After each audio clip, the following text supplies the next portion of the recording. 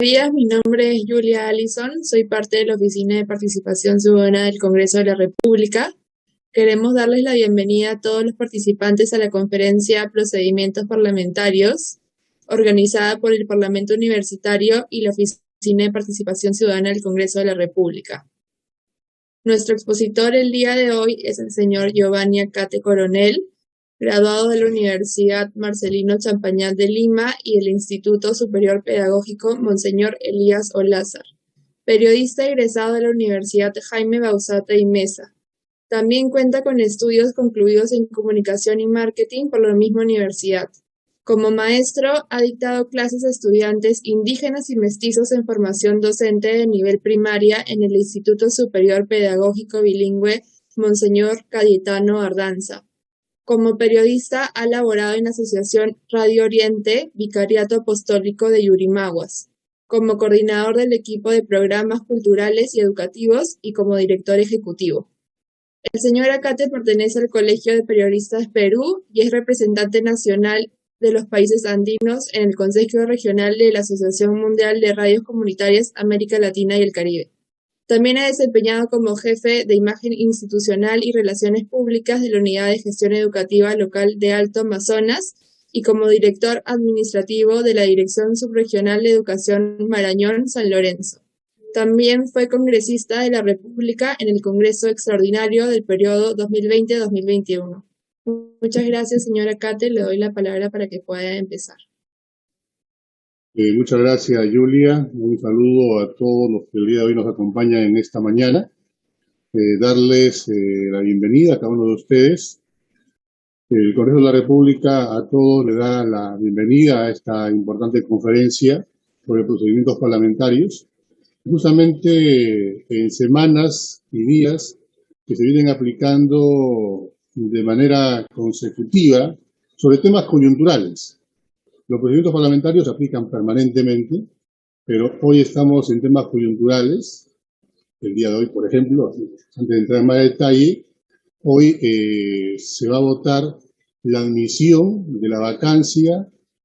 Hay una moción presentada y hoy, el día de hoy, se va a votar en el Congreso de la República, por ejemplo, ¿no? Es un procedimiento que se tiene dentro del Congreso de la República. Nuevamente repito, a darles a todos la bienvenida el día de hoy a este importante evento que la Oficina de Participación Ciudadana ha creado y ha considerado oportuno compartir con cada uno de ustedes y señalarles que todos son bienvenidos y reciban el saludo, en este caso, de nuestra primera vicepresidenta del Congreso de la República, de la cual depende esta oficina, la congresista Lady Camones, y además también comentarles que hace un par de días se ha lanzado ya el Parlamento Mujer. Es un espacio importante y nuevo que va a permitir que mujeres organizadas de distintas organizaciones sociales de todo el país puedan también, en este caso, capacitarse en temas que tienen que ver concretamente con procesos del Congreso para las mujeres de 25 años hacia adelante que estén, en este caso, en organizaciones. Voy a compartir en estos momentos pantalla con ustedes para iniciar esta conferencia virtual. Y nos vamos a enfocar en el Congreso de la República, que hay que conocer un poco de manera general lo que significa el Parlamento.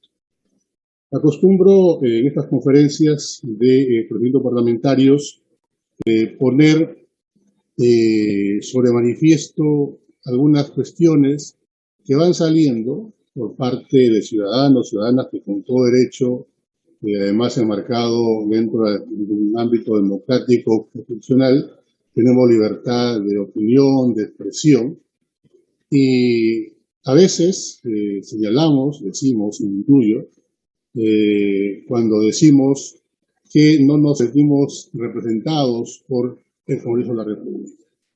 Y aquí hay que señalar, y quiero manifestar, que es una expresión quizás que responde a un sentimiento frente a esta institución y quizás frente a los parlamentarios que hoy nos representan en el país, pero el Congreso de la República sí nos representa. Hay un proceso democrático establecido en el marco constitucional que tiene que ver con las elecciones generales y las elecciones congresales. Y es allí donde los ciudadanos, las ciudadanas, que acudimos a las urnas, incluso aquellos que no van a votar, dan ya, en este caso, por sentada la representación que tiene el Congreso de la República. El Congreso de la República es un espacio político, es un espacio que tiene, como dice esta obra de José María Arguedas, todas las sangres, representa a todo el país. Mi región, que es Loreto, por ejemplo, tiene 4 parlamentarios, y 4 parlamentarios de 4 partidos políticos distintos. La región vecina, que es San Martín, también tiene 4 congresistas. La región Ucayali, sigo hablando del Selva, tiene 3. Y así todos veremos que las jurisdicciones que tiene el Jurado Nacional de Elecciones, que tiene el país, tiene un número determinado de representantes. Y esos representantes llegan pues por votación y elección popular. Que no nos guste el comportamiento, que no nos guste la actitud de uno, varios o muchos de nuestros parlamentarios, es distinto a señalar pues que no hay una representación hacia nosotros por parte de ellos. En el concepto y lo que uno encuentra en el Congreso, y lo tengo aquí en la diapositiva, lo señala claramente y lo dice en este caso, el Congreso representa la opinión pluralista de la nación, todas las sangres, todos los credos, todas las ideologías, para aquí somos un alto, menos la ideología subversiva, la ideología terrorista. Esa no tiene por qué pasar. Y es el ciudadano, la ciudadana que en las urnas debe decir eso en su mensaje al momento de elegir. Y evitar que cualquier tipo de persona que haya elegido esa opción equivocada, que atenta contra la democracia, no debe llegar al Parlamento Nacional. Están todas las profesiones. Si uno revisa las hojas de vida de cada parlamentario, de cada congresista, vemos que hay diversas profesiones representadas y también diversos oficios. Y como le indicaba, están representados por el voto democrático que se da en una elección, en un momento de elecciones en el país. El Congreso de la República, nos dice también un periodista muy reconocido en temas de constitución, en temas de parlamentos, que estudia mucho, que es Fernando Santolaya, es un órgano de representación política que ejerce determinadas funciones dentro de un Estado constitucional o de derecho. Eso también tengamos, en este caso, bastante claro. El Congreso está organizado. Tiene una organización parlamentaria, tiene también dentro de su organización el servicio parlamentario. En el tema de la organización parlamentaria, ahí encontramos al Pleno. Hoy día hay pleno, el jueves, el pleno. Los plenos están todos los jueves, por lo general, salvo acuerdo ya de los congresistas, los voceros, la mesa directiva, para que se pueda dar un pleno en otro día, pero los jueves sí está ya establecido, ¿no? Un pleno es la instancia de mayor decisión, de mayor jerarquía que tiene el Congreso de la República. En la organización parlamentaria también tenemos a la comisión permanente, tenemos al consejo directivo, tenemos a la presidencia, tenemos a la mesa directiva, a las comisiones, tenemos a la junta de portavoces y también a los grupos parlamentarios. Eso para tenerlo de manera general y conocer un poco sobre el Congreso. Porque también tenemos conferencias que tienen que ver con el tema de la organización y las funciones del Congreso, que también les queremos invitar a ustedes que participen, y allí en detalle se puede hablar de cada una de ellas. También tenemos nosotros al servicio parlamentario, que es el espacio donde yo pertenezco, donde estoy elaborando. Y ahí tenemos a la alta dirección. La alta dirección tiene a la oficialía mayor, tiene a la dirección general parlamentaria y también tenemos en este caso a la dirección general de administración. Un detalle, el oficial mayor de este parlamento, de este congreso que está hoy en ejercicio, es un servidor parlamentario que es de la Oficina de Participación Ciudadana. Él está en estos momentos ocupando un cargo como oficial mayor. En el servicio parlamentario también tenemos a los órganos de asesoramiento, a los órganos de control, a los órganos de apoyo y también en este caso a los órganos, en este caso de línea, que también es parte del servicio parlamentario. Esto de manera general, para que nos pueda, en este caso, ponernos en contexto de lo que es el Congreso de la República, ¿no? Lo que señalábamos y también en este caso su organización. Ahora sí, vamos a ingresar al tema que nos convoca esta conferencia, que tiene que ver con los procedimientos parlamentarios. Nosotros, en el Congreso de la República, los servidores del servicio parlamentario y también los congresistas, tenemos nuestra propia ley. Nuestra ley es el reglamento del Congreso de la República. Y si uno revisa este reglamento, va a conocer o va a entender, va a interiorizar cómo es que realmente el Parlamento de la República, nuestro Congreso, se desempeña día a día durante todo el año. Porque incluso si tengamos, en este momento, hay un momento de espacio donde solamente queda la Comisión Permanente, el Congreso sigue elaborando, sigue trabajando, no se detiene en ningún momento. ¿Qué dice el artículo 64? ¿Qué nos indica? Los procedimientos parlamentarios son el conjunto de actos sucesivos e integrados que se realizan para promover el debate y los acuerdos de los órganos parlamentarios del Congreso destinados a producir leyes y resoluciones legislativas, actos de control político y designaciones y nombramientos. Efectivamente, el único órgano que existe en el Estado, en el país, en el Perú, es el Congreso capaz de producir leyes. No estoy hablando de aquellos que pueden proponer leyes. Para proponer leyes tenemos desde el presidente de la República hasta el ciudadano de a pie. Los colegios profesionales, los órganos de Estado, cada quien de acuerdo a su jurisdicción, a su labor que tienen dentro del Estado, pero los que aprueban las leyes y emiten las resoluciones legislativas es el Congreso de la República. Entonces, vamos centrándonos. Los procedimientos parlamentarios tienen que ver con el procedimiento legislativo, los procedimientos de control político y los procedimientos especiales. Eso hay que tenerlo claro nosotros. En el procedimiento legislativo encontramos leyes ordinarias, leyes orgánicas, leyes autoritativas, leyes de reforma constitucional, ley de demarcación territorial, resoluciones legislativas y la ley de presupuesto, de endeudamiento y también ley de equilibrio financiero. Eso es lo que encontramos. ¿Qué es una ley ordinaria? ¿A qué nos referimos cuando hablamos de una ley ordinaria?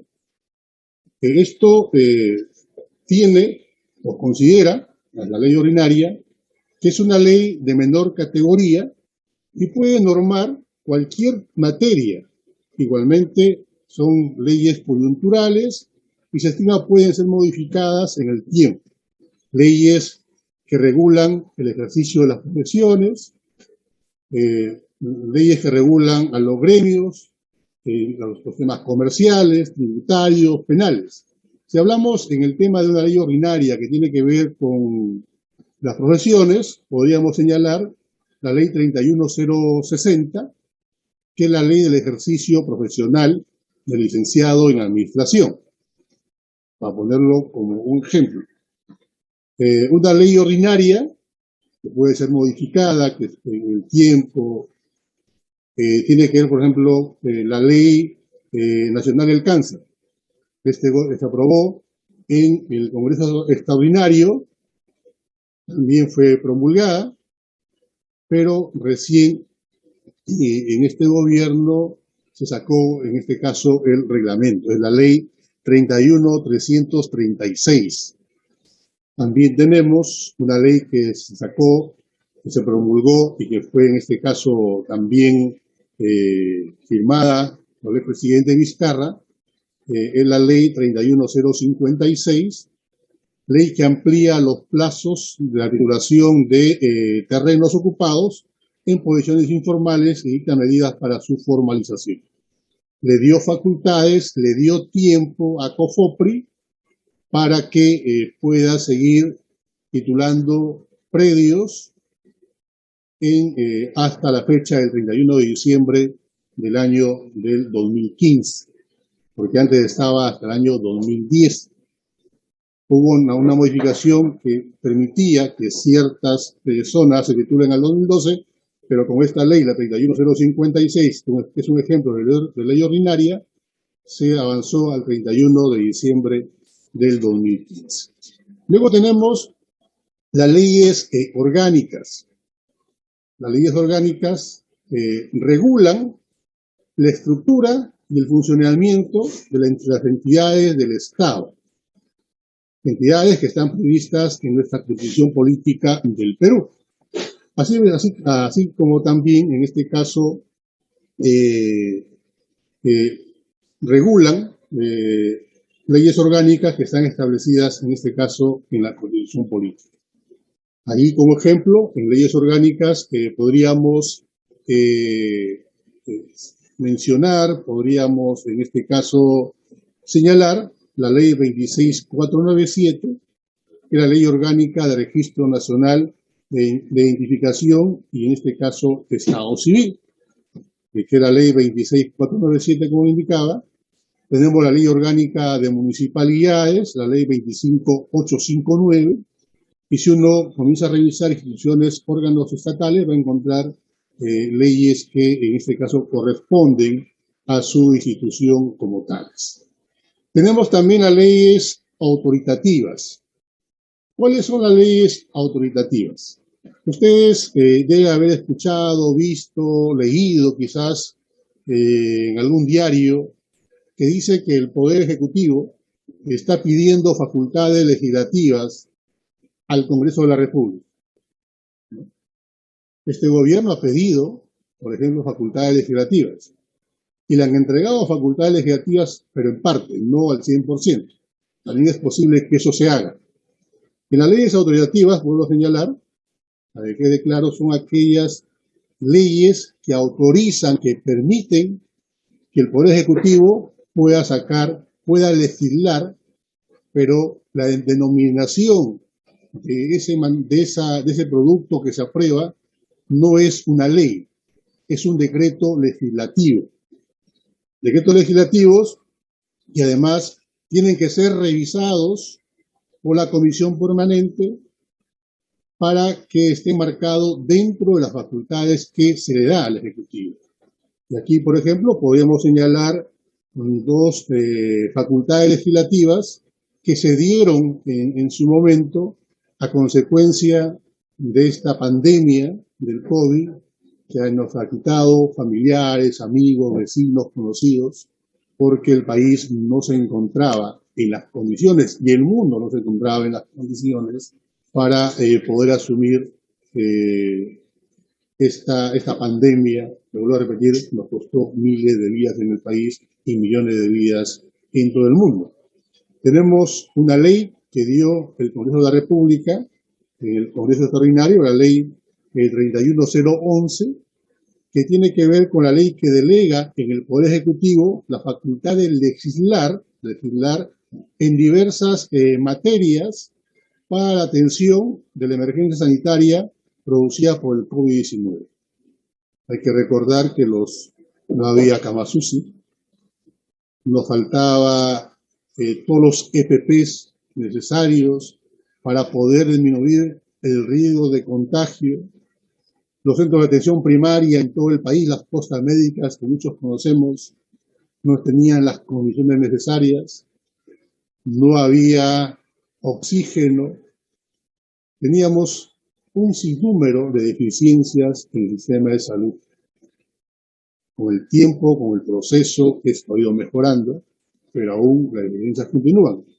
Pero se dio las facultades legislativas para poder, en este caso, asumir con mejores condiciones esta pandemia. Y es por eso que nos mandaron a la casa. Es por eso que nos encerraron, nos dijeron vayan a las casas, no salgan, mientras el sistema de salud se prepara para poder, en este sentido, tener la capacidad de atención. Otro ejemplo de ley autoritativa de facultades tiene que ver con la ley 31.380, la ley que delega al Poder Ejecutivo la facultad de legislar en materia tributaria, fiscal, financiera y de reactivación económica a fin de contribuir al cierre de las brechas sociales. Eso también es un ejemplo de una ley autoritativa. Vuelvo a repetir, son leyes que cuando el Congreso da facultades al Ejecutivo para que pueda legislar, pero son leyes que luego tienen que revisarse y tienen, en este caso, evaluarse. Tenemos leyes de reforma constitucional que también están dentro del procedimiento legislativo. Tenemos, en este caso, a esta ley que tiene que ver con dispositivos que materializan la reforma de la Constitución, sujetas a un procedimiento especial que está enmarcado en el artículo 206 de la Constitución Política del Perú. La Constitución Política no puede quitársele ni aumentarle ningún nuevo artículo, pero sí podemos hacer modificaciones. Y estas modificaciones se dan con la aprobación en una legislatura. Pero si queremos que entre ya en vigencia, esto tiene que ir a un referéndum. Pero hay que señalar que para evitar el tema del referéndum se puede votar en una segunda legislatura y finalmente se da el cambio de reforma constitucional. Y tenemos como ejemplo la ley 31.11.18, que tiene que ver con la ley de reforma constitucional que elimina la inmunidad parlamentaria. Tenemos también leyes, en este caso, de demarcación territorial. Son leyes que están, en este caso, en manos únicamente y en facultades únicamente del Poder Ejecutivo. Es el único, en este caso, que tiene las facultades para poder sacar leyes que tienen que ver con creación de distritos, creación de provincias, de demarcaciones territoriales. Pero ustedes dirán, hace poco se acaba de aprobar por insistencia la creación de casi 32 distritos en todo el país. Si el Congreso sabe y su reglamento le establece que no pueden sacar leyes de demarcación territorial y creación de distritos, ¿por qué lo están haciendo? Y además, el Ejecutivo las observa, llega al Legislativo, van por insistencia y lo aprueban y lo publican y lo promulgan. Aquí hay un detalle que tiene que ver con el tema de la representación y cómo el Parlamento, el congresista, responde, en este caso, a los pedidos, solicitudes de sus jurisdicciones electorales. Si bien es cierto, estas leyes de demarcación territorial le corresponde únicamente al Ejecutivo, lo que hace la promulgación de estas leyes desde el Legislativo permite que se cree un diálogo de comunicación más directa entre el comité pro distrito, el comité pro provincia, el comité que está viendo el tema de las demarcaciones, y que exista una comunicación más permanente entre el Ejecutivo, que le corresponde como PCM hacer las demarcaciones, y la población interesada. Eso es lo que permite y facilita estos procesos.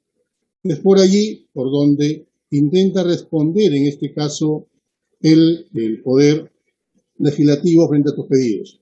Pero también hay casos, como la región Ayacucho, que en el Congreso Extraordinario sacó leyes de distritos y que en el proceso desde que se presenta la ley, se conversa en las comisiones, se convoca a la PCM, se convoca a la sociedad civil que está promoviendo la creación, se va creando las condiciones y finalmente legislativo y ejecutivo se ponen de acuerdo y crean distritos, y hoy por hoy varios de ellos en Ayacucho ya cuentan incluso con financiamiento. Entonces, no es que sea un romper quizás el reglamento por romperlo, no. Es porque permite en el proceso avanzar hasta lograr su consolidación juntamente con el Ejecutivo, una ley de demarcación, o finalmente les deja a ambos en la cancha de negociación para que estos procesos puedan, en este caso, avanzar. Tenemos también la ley de presupuesto, de endeudamiento y del equilibrio financiero. Hay que recordar que en el mes de agosto, el Poder, en este caso Ejecutivo, envía hacia el Congreso ya el presupuesto para el siguiente año. Y desde agosto hacia el mes de noviembre hay un proceso de acercamiento, de revisión, de conversaciones entre la Comisión de Presupuesto y el MEF. En ese proceso, porque el reglamento también así lo establece y lo permite, los congresistas de la República tienen, en este caso, la posibilidad de poder viabilizar, llevar, acompañar a sus jurisdicciones electorales, según la región donde esté, para ver si proyectos de inversión pública, escuelas, carreteras, postas médicas, canales de riego, defensas ribereñas, etcétera, puedan ser priorizados en el presupuesto general de la República. En el gobierno de Martín Vizcarra, por ejemplo, la señora Alba, la que fue ministra del MEF, salió a acusar y a decir que los congresistas estaban intentando colocar proyectos de inversión para sus regiones. No sé cuál es el problema. El reglamento así lo establece. El único momento en que un congresista puede tener esa posibilidad de incrementar o pedir presupuesto para una iniciativa de sus regiones es durante esa discusión del presupuesto de la República que dura de agosto al mes de noviembre. Finalmente, el gobierno de Pedro Castillo se le aprobó, el Congreso le aprobó el presupuesto, y el 2022, este año que estamos, corresponde a 197 millones de soles, casi 8% más que el año 2021, aunque el presupuesto fue 183 millones. Eso lo pueden ver en la presentación que tienen, en este caso, en pantalla. También tenemos las resoluciones legislativas. Las resoluciones legislativas tienen que ver con el propio Congreso de la República. Están enmarcadas en lo general a modificaciones, a cambios del reglamento del Congreso de la República. El Congreso se va adaptando según las situaciones para responder al trabajo legislativo y que éste pueda cumplir sus objetivos.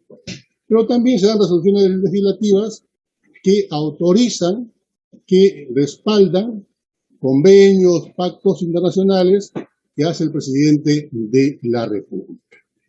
Una mirada rápida a los procedimientos legislativos para no olvidarnos: leyes ordinarias, leyes orgánicas, leyes autoritativas, leyes de reforma constitucional, ley de demarcación territorial, resoluciones legislativas y la ley de presupuesto, de endeudamiento y ley de equilibrio financiero.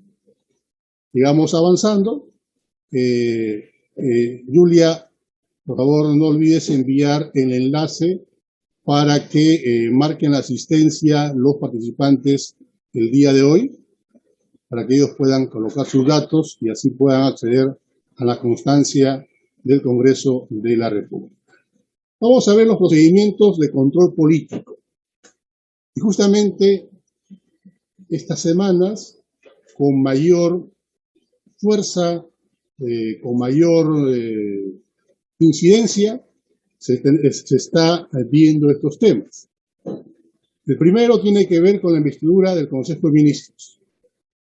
Tenemos la interpelación a ministros, invitación a ministros para informar, la estación de preguntas y respuestas, la moción de censura y cuestión de confianza, solicitudes de información a ministros de la Administración General Estatal, investigaciones sobre cualquier asunto de interés público, procedimiento de acusación constitucional, pedido de vacancia del presidente de la República, procedimiento de control sobre la legislación delegada, control sobre los derechos de urgencia, control sobre los tratados ejecutivos.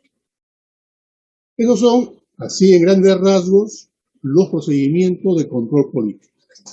Los que tiene, y repito, están dentro del reglamento del Congreso de la República, que es la ley del Congreso. Y aquí tenemos a la Comisión Permanente, conformada por 33 parlamentarios, incluidos los de la mesa directiva, que son 4. La primera vicepresidenta y las luego primera, segunda y tercera vicepresidencia. La investidura del Consejo de Ministros. El día lunes, 8 de marzo, hemos tenido la sesión. La sesión ha culminado a la 1:30 de la mañana, ¿verdad? Luego de la presentación del Premier, Aníbal Torres, en este caso, ha presentado la política general del gobierno, juntamente con sus ministros, luego de un debate, luego de un diálogo, en algunos momentos quizás subió de tono. Finalmente, el gabinete del señor Aníbal Torres, del Premier, logró el voto de confianza. Se votó a la 1:30, hubo esa votación, pero ¿qué hubiera ocurrido si no lograba los votos para la investidura y lograr la cuestión de confianza? ¿Sí? Ha dicho que no cumplió, que no llegó a los votos necesarios requeridos y por lo tanto debió o debería renunciar el Premier y por lo tanto renuncia todo el gabinete que la acompaña. El presidente de la República tiene 3 días, en este caso, para designar lo más pronto posible al nuevo Premier, al nuevo gabinete. Pero eso no ha ocurrido. El señor Premier Aníbal Torres, al terminar su exposición, señaló, pidió y dijo que pedía la confianza. A la 1:30 de la mañana le dieron, en este caso, ya la votación correspondiente. Tenemos la interpelación a ministros. En la interpelación a ministros, hoy por hoy, tenemos a 2 ministros para interpelar, al ministro de Energía y Minas y al ministro de Salud. La interpelación de ministros lo encontramos reglamentada en el artículo 83 del reglamento del Congreso de la República. Es una práctica de control político, como lo tenemos aquí en el título en la presentación, y está dentro del Estado social, dentro del Estado democrático donde nosotros hoy estamos viviendo. Se presenta finalmente con una moción, ¿no?, para la interpelación, y acá hay un dato que quería señalar en referencia al ministro de Salud. La práctica parlamentaria, una cosa es la práctica parlamentaria, otros son los procedimientos parlamentarios. En la práctica parlamentaria se pide la interpelación del ministro, se lo convoca, el ministro responde preguntas que hacen los parlamentarios, le envían las preguntas, él va a responder, y luego de eso lo que ocurre es que si el ministro no logra los votos por parte de los parlamentarios necesarios, lo que pasa aquí es que se pide una moción de censura, ¿no? ¿Y a qué detalle iba? Que en estos momentos es Renovación Popular, si no mal recuerdo, quien ha pedido que se haga la moción de censura directa, porque en ningún artículo del reglamento se dice que tiene que hacerse primero la interpelación para luego hacer la censura. Pero la práctica parlamentaria lo que hace es primero interpela, escucha, debate, luego vota y recién finalmente llega a ese proceso. Hay también la invitación al ministro para informar. Dirá, pero no es lo mismo que el ministro sea interpelado y que sea invitado a informar. No, no es lo mismo en el tema de la sensación que viene en aquel momento. Por lo general, un ministro que llega a ser interpelado es porque ya la relación entre el Congreso y ese ministro ya ha llegado a un nivel de no entendimiento, o porque el ministro no ha sido capaz de ir a las invitaciones o no haber dado la información necesaria, adecuada, oportuna, y que responda de verdad a aquello que se plantea en una invitación, es cuando recién hay una interpelación. Por lo general, las invitaciones de ministros son espacios más calmados, más de diálogo, más de conocimiento, más de entendimiento, y una vez que el ministro haga el informe correspondiente, se retira y todo sigue normal, sigue bien. Las relaciones más bien se fortalecen. Luego tenemos la estación de preguntas y respuestas que se envía, en este caso, hacia el Ejecutivo, y la PCM, el Premier, decide enviar a tales ministros para que hagan este tipo ya de respuestas a las preguntas que envía cada uno de los congresistas. Esto está en el reglamento, en el artículo 85 del reglamento del Congreso, y es el Premier, pues repito, los ministros a quienes se dirige la sesión de preguntas, quienes van al Pleno y responden a estas interrogantes. Tenemos la moción de censura y cuestión de confianza, que se relacionan la moción de censura con la interpelación a los ministros y la cuestión de confianza que se relaciona con la investidura del Consejo de Ministros. Dije hace un momento, el premier Aníbal Torres el día lunes pidió cuestión de confianza y a la 1:30 le dieron la cuestión de confianza. Tuvo los votos de acuerdo a los procedimientos, tuvo la mayoría y logró la cuestión de confianza. Tenemos en estos momentos interpelación de ministros. Si en la votación no tiene mayoría, viene el tema de la moción de censura. Tenemos la solicitud de información a los ministros y a la administración pública. Ese es un derecho que nos corresponde a todos los ciudadanos, pero hay ciertas prerrogativas que permiten que congresistas tengan acceso a información que tienen que ver con situaciones mayormente complicadas que no son de uso público y que sí tiene la facultad del congresista de poder recibirlo, pero bajo la reserva necesaria, ¿no? Repito, igual que todos los ciudadanos pueden acceder, hacen su oficio, de acuerdo a lo que indica en este caso el artículo 87 del reglamento del Congreso, piden información a los ministros, a órganos del Estado, a municipalidades, a gobiernos regionales, instituciones del Estado, al Jurado Nacional de Elecciones, a la Fiscalía, ¿no? Se pide la información, es parte de un procedimiento de control político. Tenemos las investigaciones sobre cualquier asunto de interés público. Y aquí es donde se crean una serie de comisiones de investigación, ¿no? El fin que tiene estas comisiones es que se esclarezcan los hechos.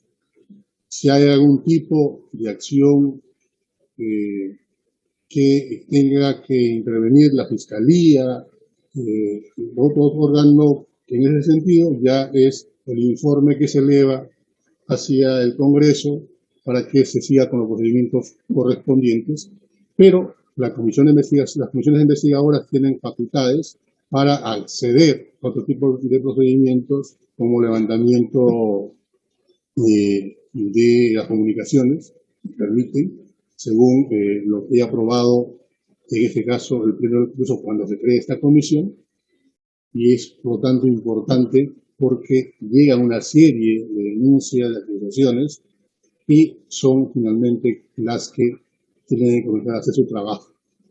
El día de ayer un noticiero del ámbito capitalino señalaba y decía que el día de hoy iba a enviar al Congreso una carpeta, una serie de denuncias y documentos que le habían llegado para que el Congreso pueda hacer una investigación en referencia al Ministerio Público.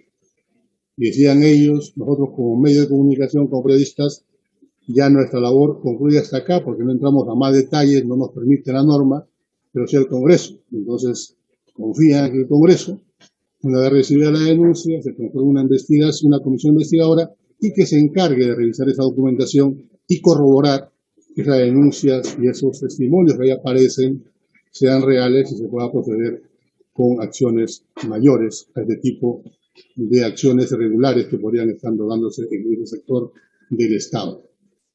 Luego tenemos un procedimiento de control político que es la acusación constitucional. Aquí hay que señalar que existe en el Congreso una subcomisión, ¿no?, de acusaciones constitucionales. Hace poco acaban de votar y con el voto dirimente de la presidenta de esta subcomisión acaban de iniciar una investigación hacia el presidente Pedro Castillo Terrones. Pueden recordar que es en una declaración en un medio internacional, en una entrevista, señaló sobre la salida al mar de Bolivia, el Pacífico, y esto ha motivado reacciones, una serie de denuncias públicas, pero también denuncias ante este órgano parlamentario. Finalmente, esa denuncia ha sido ya aceptada. Luego está el pedido de vacancia del presidente de la República. El día de hoy, el Congreso de la República va a poner en votación la moción que pide la vacancia del señor presidente. Tiene en sí 49 firmas, dicen 50 porque la firma, en este caso del vocero de la reunión política que está presentado, se repite. Pero hoy se pone en debate, se pone en votación. Incluso el día lunes, la Junta de Portavoces, en un acuerdo de Junta de Portavoces, señalaba y pedía que se amplíe la agenda del día lunes para que se pueda en esa sesión votar la admisión. Como sabemos, la sesión del lunes acabó a las 1:30 de la madrugada y esta votación de admisión ha sido puesta para el día de hoy, que hoy es lo que se va, en este caso, a votar. En sí, la moción de vacancia solo necesita 26 firmas para ser presentada. Lo repito, esta vez han llegado a 49 firmas, dicen unos, 50 otros. Revisando la moción, vemos que hay una firma que se repite, pero han pasado mucho más allá.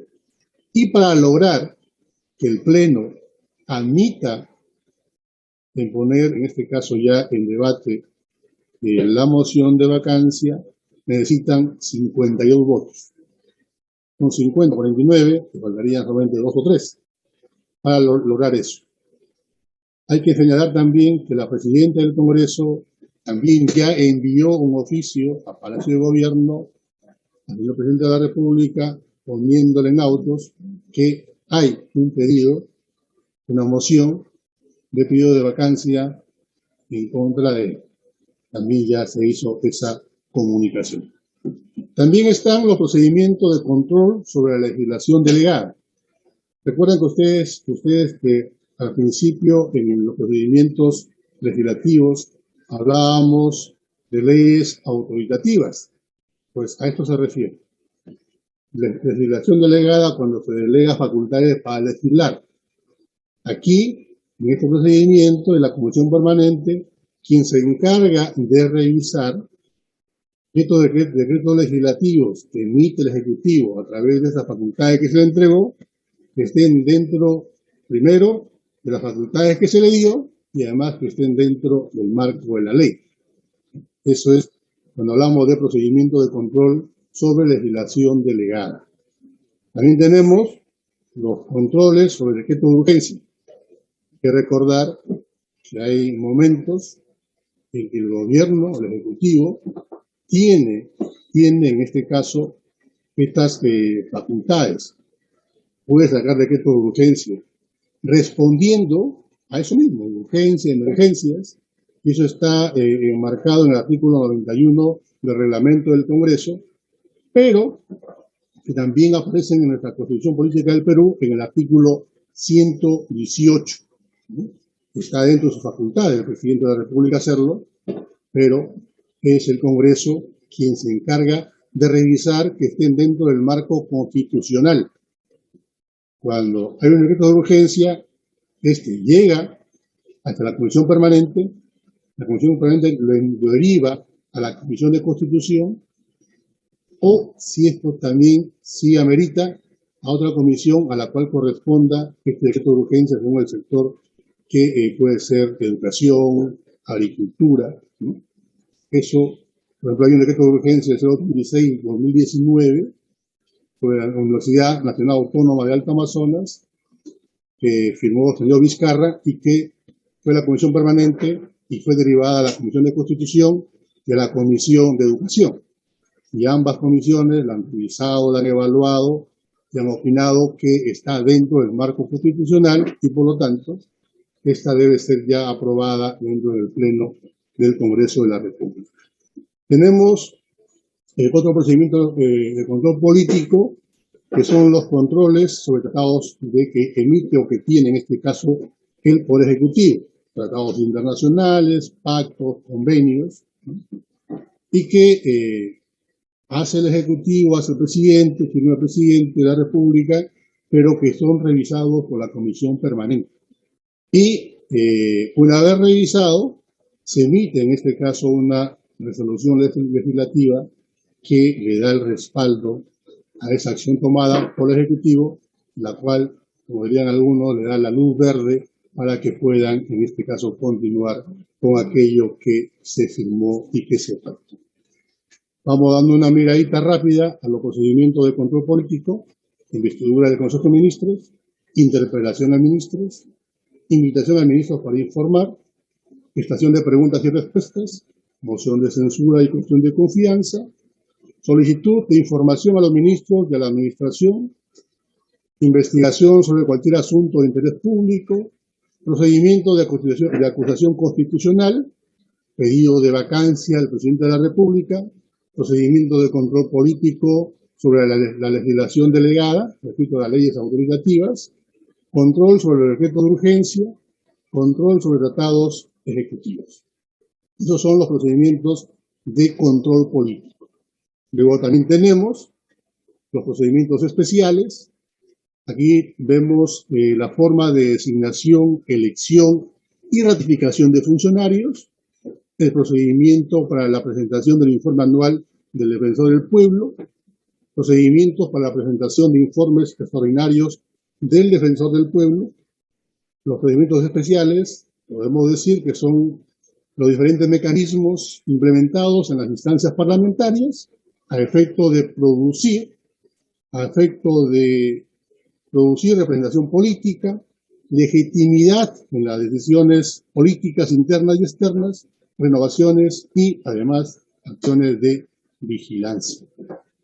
¿Qué tenemos acá? ¿A quiénes tenemos o qué tiene que ver con designación, elección y ratificación de funcionarios, ¿no? Y que además pasa por la Comisión Permanente del Congreso de la República. Tenemos a la Contraloría General de la República, el presidente del Banco Central de Reserva del Perú, al superintendente de bancas, seguros y administradoras privadas del Fondo de Pensiones, el defensor del pueblo y también el Tribunal Constitucional, ¿no?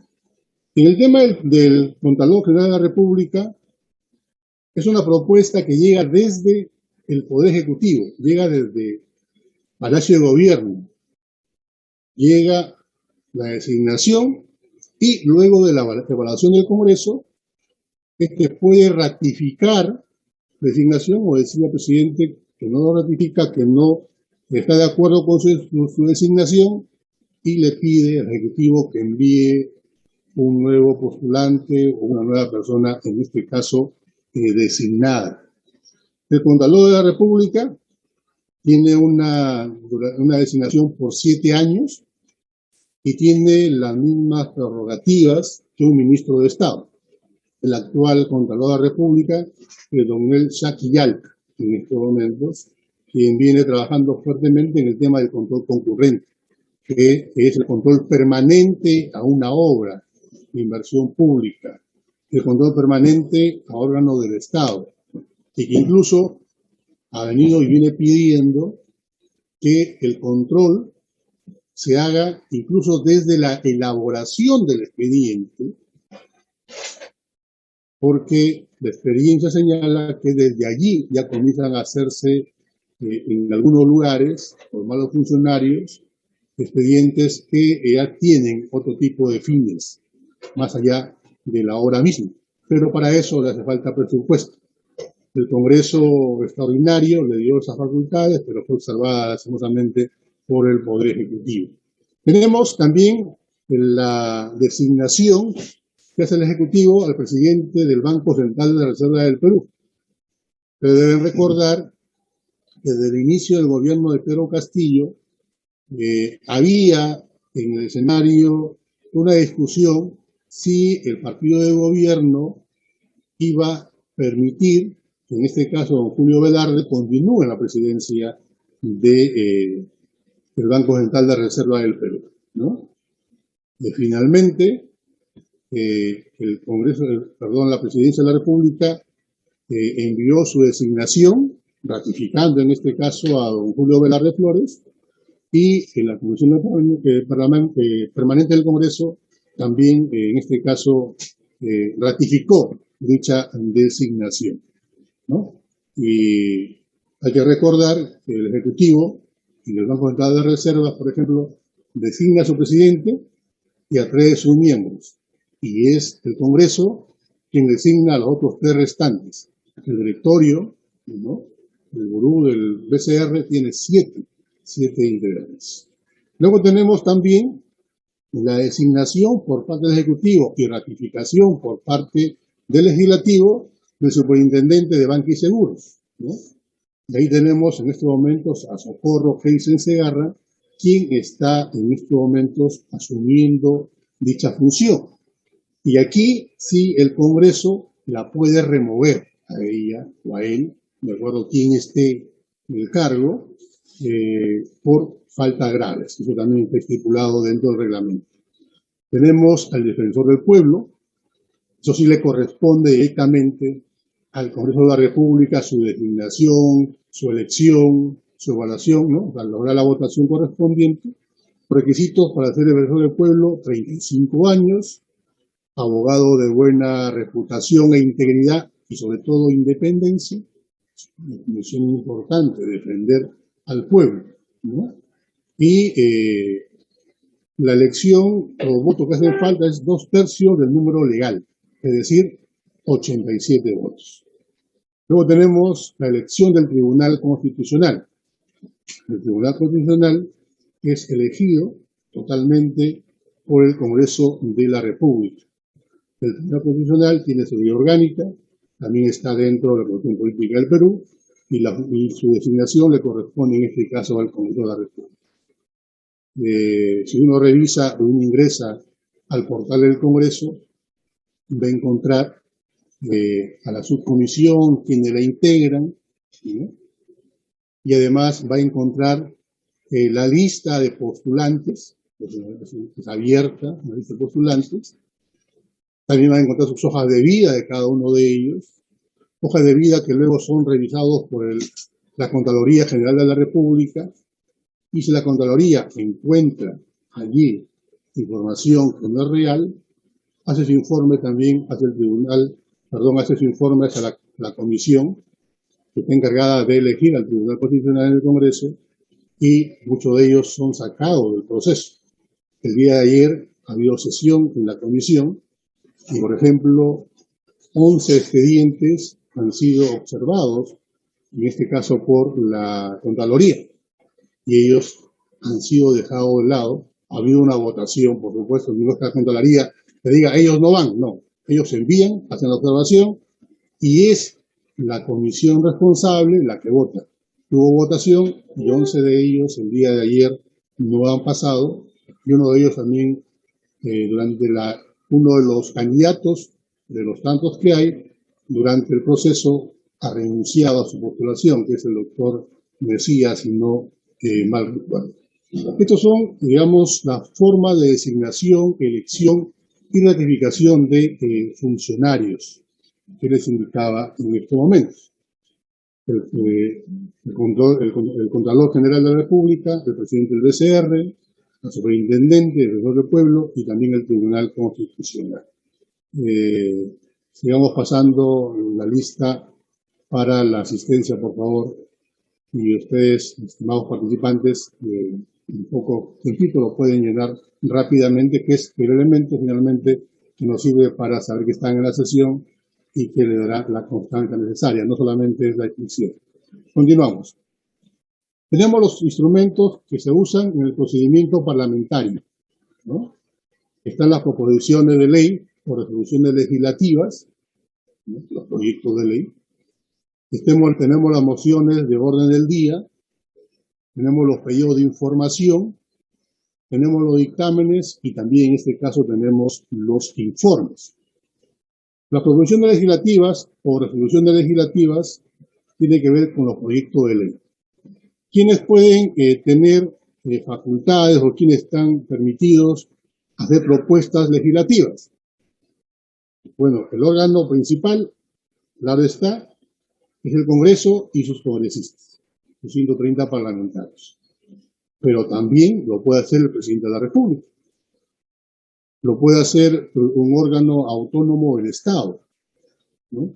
Lo puede hacer una municipalidad, lo puede hacer un gobierno regional, lo pueden hacer los colegios de profesionales y los ciudadanos con las firmas correspondientes que señalan en este caso los procedimientos.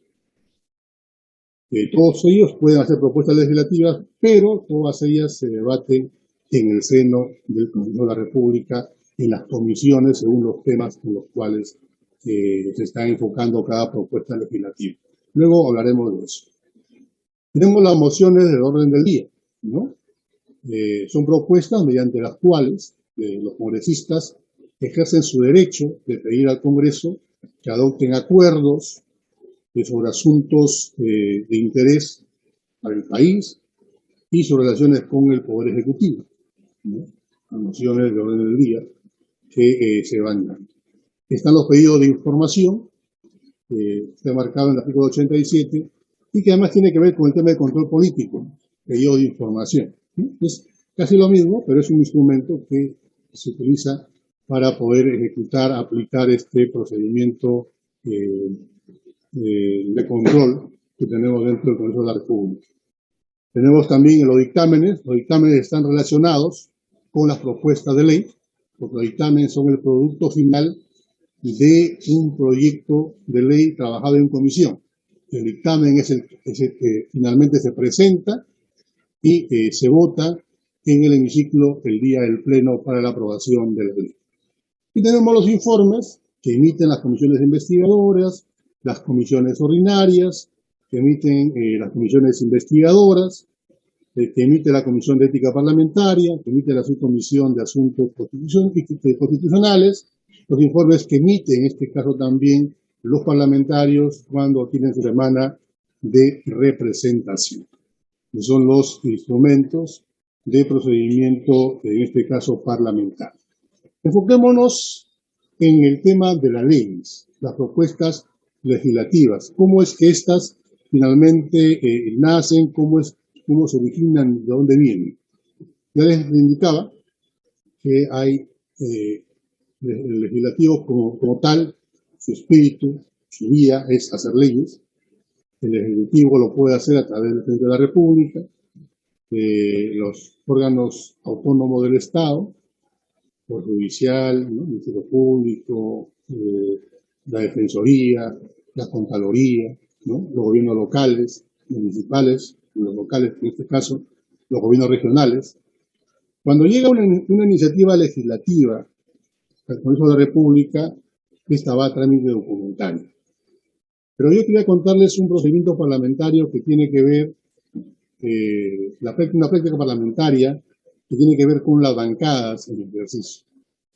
Cuando un congresista tiene una iniciativa legislativa y lo trabaja con su comisión, con su grupo, en este caso, que tiene en su oficina, que son 7, los asesores, ¿no?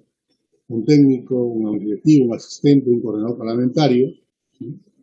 Lo que hacen en este caso es enviar su propuesta legislativa a la bancada, a su partido político dentro del Congreso, para que allí lo puedan trabajar, lo puedan revisar y ver si cumple exactamente con lo que está facultado a hacer un congresista. Uno de ellos, por ejemplo, que no tengan iniciativa de gasto. Un congresista no puede tener iniciativa de gasto o no puede sacar una ley que en este caso tenga como un elemento más gasto para el Estado.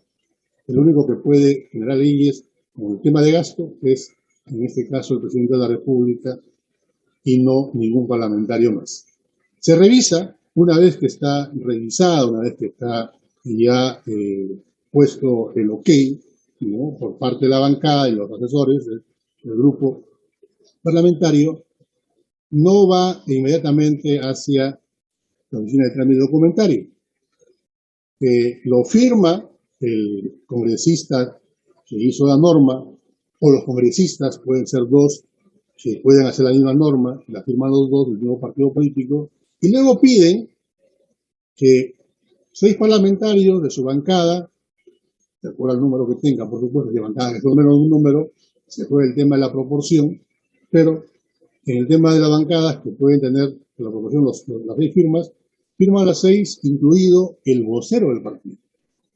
No puede ir sin la firma del vocero y no puede ir sin la firma, en este caso, de 6 colegas más de los congresistas.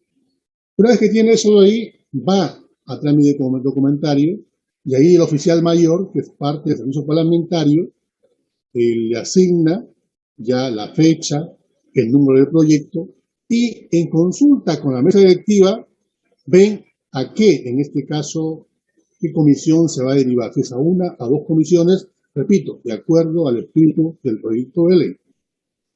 Una vez que llega a comisión, la comisión correspondiente, todo es saber que todo llega en orden. Entonces hay un orden correlativo para que sea luego revisado, sustentado, presentado, debatido en la comisión correspondiente.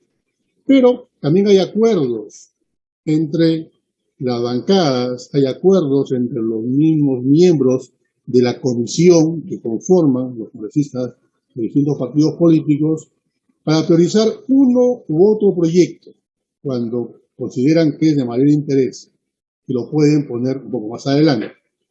Pero lo cierto es cuando ya se define qué proyectos se van a tratar en la agenda de la comisión, se invita al congresista o a los congresistas que han presentado leyes en la misma dimensión, en las mismas características, con el fin de que ellos puedan sustentar ante la comisión del Congreso, esta comisión ordinaria, puedan sustentar su propuesta legislativa y a la vez pidan el voto para que se pueda empezar a trabajar el proyectado, ¿no?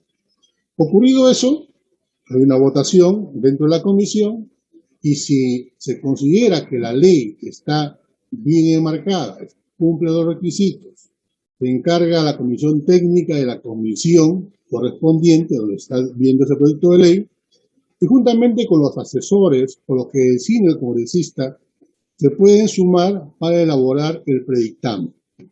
El predictamen ya es la autógrafa en borrador, digamos, o la ley en borrador que se va a aprobar.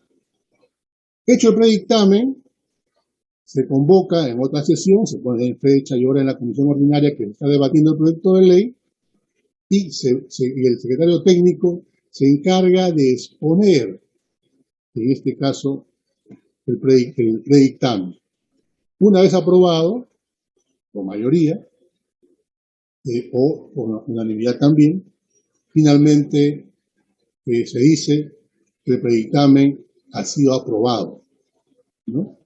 O si hay algunas modificaciones, se vota a favor y se pide que se cambie tales letras o tal palabra o tal artículo, pero ya ese producto final es el que la comisión, en este caso, envía hacia el Consejo Directivo, que es el dictamen, para que en coordinación con el oficial mayor y también en este caso la mesa directiva lo puedan agendar para el pleno del Congreso.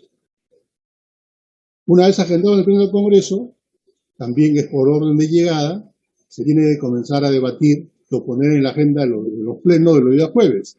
Pero ahí también hay un acuerdo de junta de portavoces, quienes se ponen de acuerdo con su bancada y dicen, oye, creo que este proyecto, aunque no es de mi partido, pero es del partido tal, es importante que lo veamos primero. Y comienzan a usar esta palabra de la negociación, pero que es un instrumento, una palabra bien usada dentro del Congreso. Que muchas personas a veces lo llevamos por el lado, digamos, como dicen en mi pueblo, por el lado de la maldad.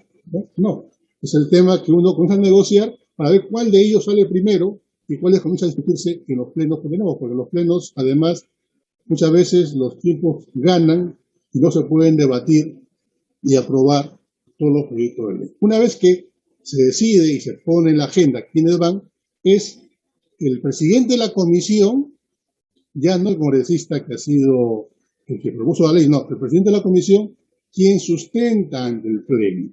Pero la mesa directiva, también por práctica parlamentaria, le da 1 minuto, 2 minutos, 30 segundos a los congresistas que son parte de ese proyecto de ley para que también puedan hacerlo público, que sus electores conozcan que él ha sido parte de esa propuesta legislativa y además se aprovecha para que se motive a los demás congresistas para que al momento de la votación puedan votar.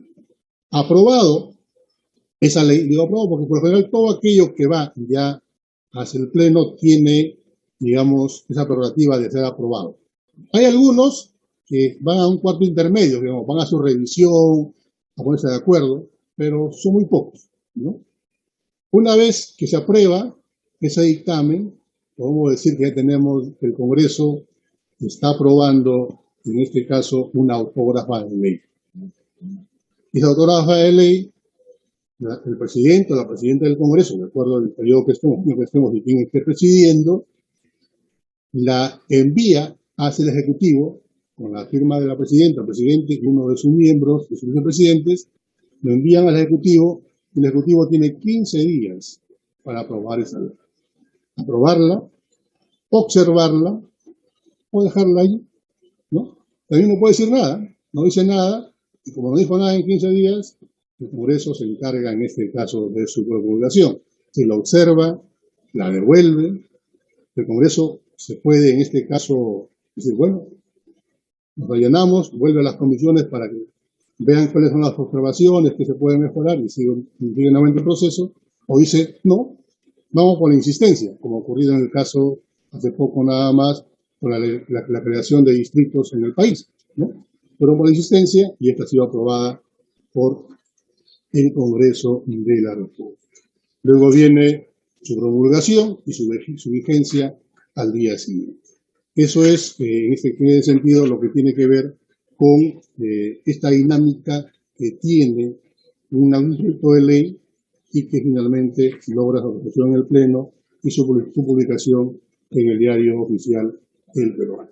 Bien, yo quiero agradecerles. Esto ha sido mi exposición del día de hoy. Espero haber logrado su atención y además haberles hecho interiorizar esta información que hoy les ha alcanzado.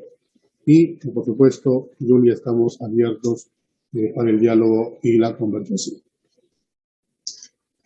Muchas gracias, señora Kate, por su exposición. No sé si alguien tiene alguna pregunta, por favor. Puede escribirla o hablar por el micrófono.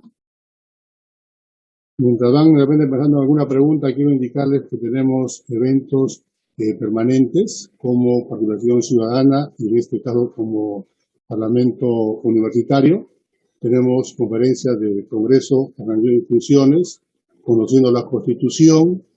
Tenemos en este caso esta ponencia que también la damos permanentemente sobre procedimientos parlamentarios. Están todos invitados. Les invito a revisar permanentemente el fanpage del Congreso de la República, Participación Ciudadana, también en la página web del Congreso, para que ustedes y otras personas más puedan también participar. Si aquí en el grupo tenemos mucha gente, pero decirles si tienen amigos o ustedes están en la edad de entre 18 o 25 años, tenemos el Parlamento Joven.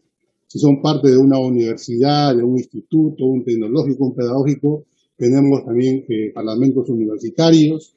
Están todos invitados a participar y de verdad gracias por haber estado con nosotros el día de hoy. Para que no tenemos preguntas en este momento, mi estimada Julia. No sé si cerramos ya. Y por favor, sí, muchas gracias, señora Kate. Lo que les quiero volver a recordar, por favor.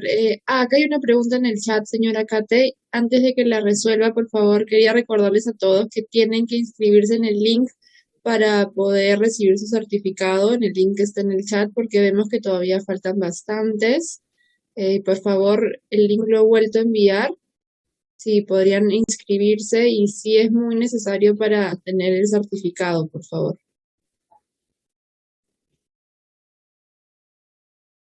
Salvador, Tiene algunas preguntas ya en el chat. Sí, veo aquí, Salvador, algo que tiene que ver con la emergencia sanitaria. Y se podría hacer, por ejemplo, una resolución. En este caso, una emergencia sanitaria, por lo que conozco, Salvador responde a una acción del mismo Poder Ejecutivo. No es una acción que le corresponda al Congreso de la República. En este tipo de emergencias, lo que ocurre es que el Ejecutivo saca, en este caso, decreto de urgencia, si no mal recuerdo en estos momentos, o declaratoria de emergencia para atender ese tipo de acciones. Lo que sí ocurre aquí es que el parlamentario de tu región, por ejemplo, o los parlamentarios de tu región, podrían, en su rol y sus funciones, en este caso de representación política, pedirle al Ministerio de Salud, pedirle a la Oficina de los Ministros que se declare en emergencia a Tumbes por lo que tú señalas. Eso sí, lo tengo claro.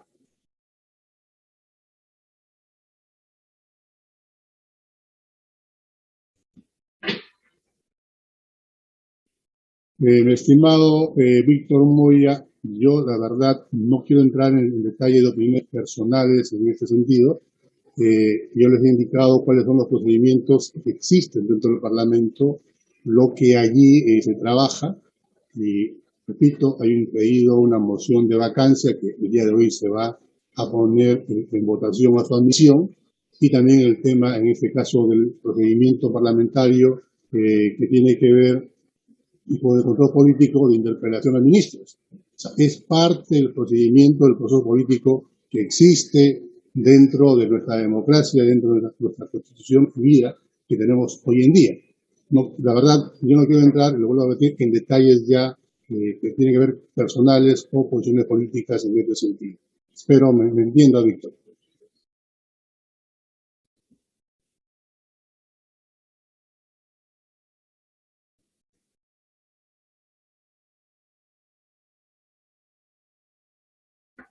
Julia, no se te escucha.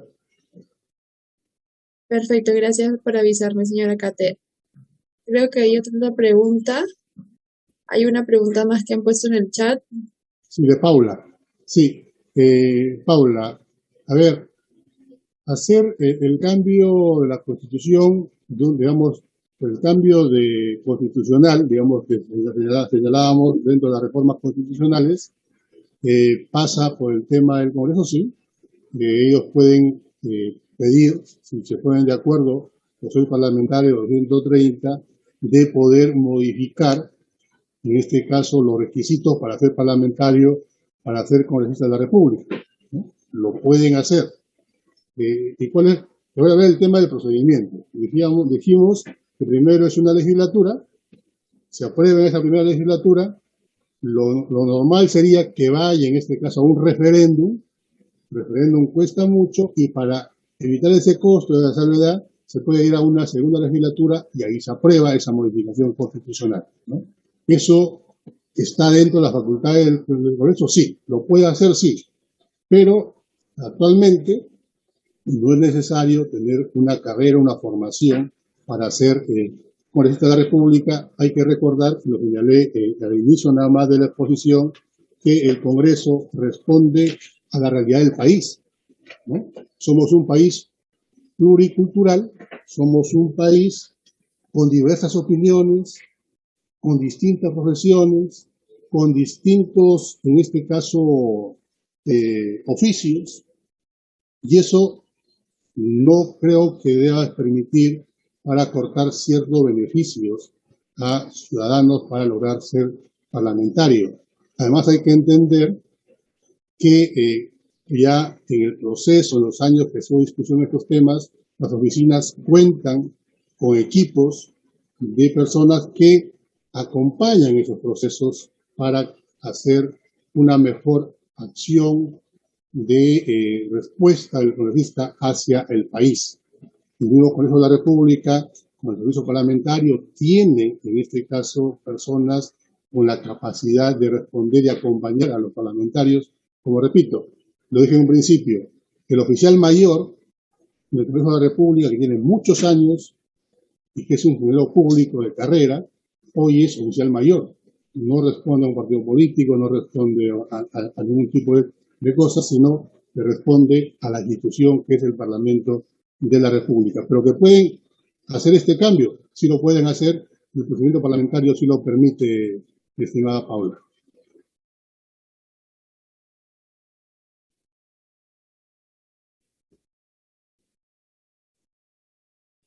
Jenny, a ver, nosotros no somos, en este caso, la parte de la organización parlamentaria, que sí deben responderte a esta inquietud que tú señalas. ¿Qué hacer frente a aquellas universidades que no han sido licenciadas? Nosotros somos parte del servicio parlamentario, ¿ya? Pero sí me comprometo, y lo puedo buscar la información y decirte luego en qué comisiones o qué congresistas están buscando formas o mecanismos para que estas universidades no licenciadas puedan tener, en este caso, mecanismos para que se integren en este proceso, o velar que las nacionales también, que también pasan el proceso de licenciamiento, cumplan pues con todos los estándares necesarios para brindar un mejor servicio educativo. Gracias, Pablo.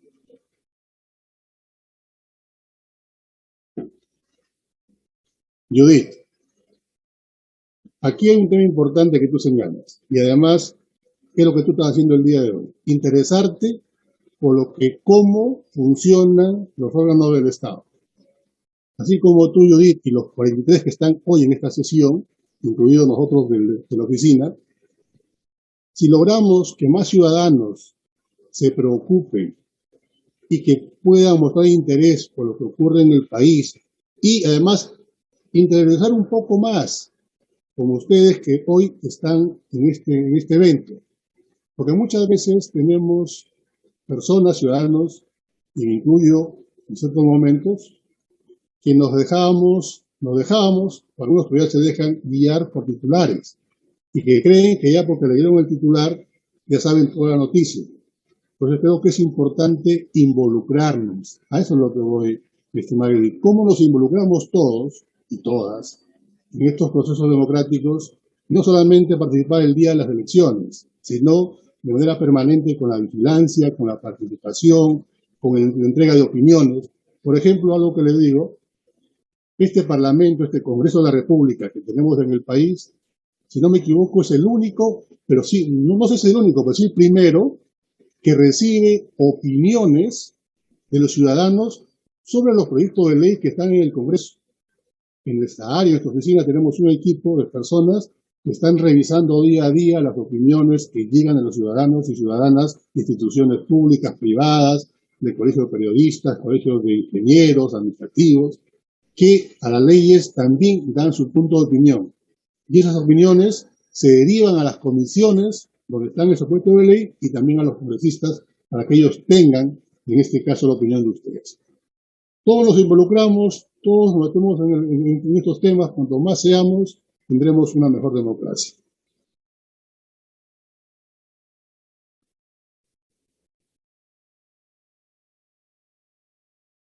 Perfecto, no sé si alguien más tiene alguna otra pregunta, por favor.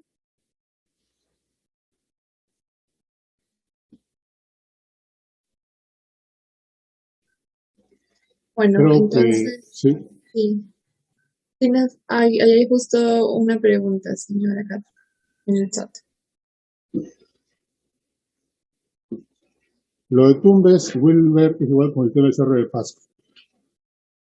La contaminación por plomo es un tema y arsénicos, un tema que no todavía se resuelve en el país.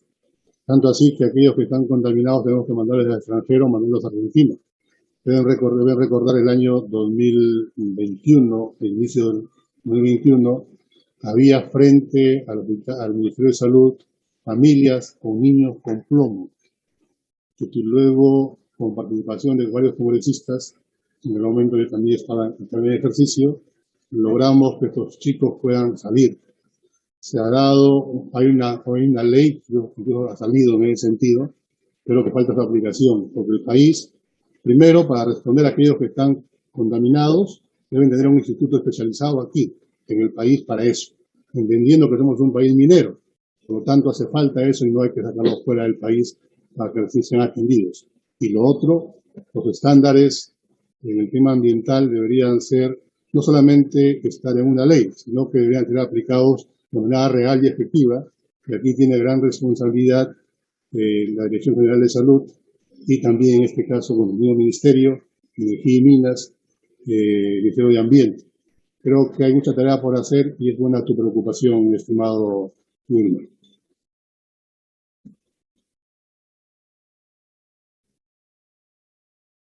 Muchas gracias a todos los participantes.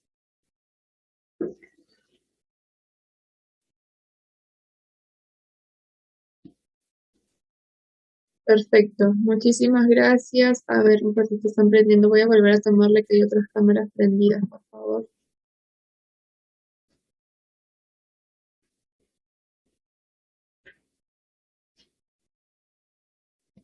Perfecto, muchísimas gracias a todos por participar. Muchas gracias, señora Kate, por su ponencia. Y queríamos invitarlos también mañana hay un evento, cómo elaborar el proyecto de ley. Pueden entrar con el mismo link de Zoom a la misma hora, a las 10 a.m. mañana, viernes 11. Muchas gracias a todos. Muchas gracias. Tengan un buen día. Gracias.